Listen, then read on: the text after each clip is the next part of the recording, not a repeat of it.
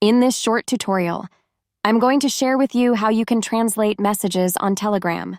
Translating messages on Telegram is vital because it promotes inclusivity, facilitates collaboration across linguistic barriers, prevents misunderstandings, ensures clarity, and expands the reach and impact of messages within diverse communities.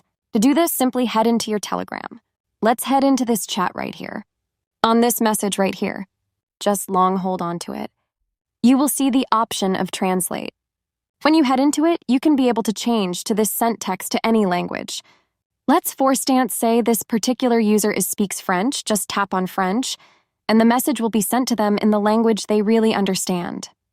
It's the same way they will send you a message in their language. Still long hold to translate it in the language you understand better. That's how easy it is to translate Telegram messages. If you have any questions, just let me know in the comments section down below. Please don't forget to leave a like, share, and subscribe for more informative tutorials like this one.